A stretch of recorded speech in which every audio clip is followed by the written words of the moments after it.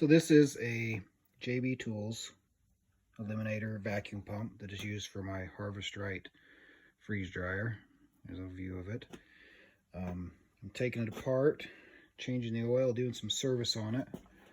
I've probably kind of slacked off a little bit on my oil changes and doing them frequently enough.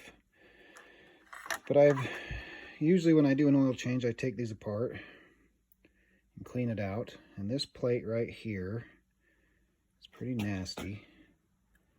Goes right on the top there, just above the pump assembly. The valve, it's the valve assembly for the pump, I assume is what it's called.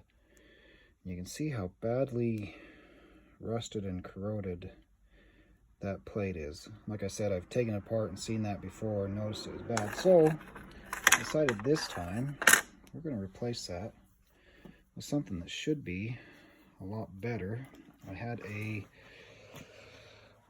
old microwave that was a stainless steel microwave that I kind of held on to, been in my scrap metal pile from a project. I robbed some parts off of it. So I already cut them out. But right here, I cut out, let me find it right here. I actually cut out two of them. This is the second one I cut out.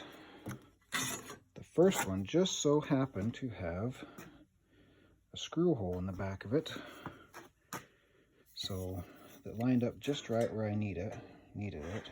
Right there, just like that bottom edge you can see has a screw hole right there. This one had the same up here. So I just laid my old plate on top of there, drew a marker around it, cut it out with some tin snips. Now this isn't 100% pure stainless, as it is magnetic. If you stick a magnet to it, it sticks.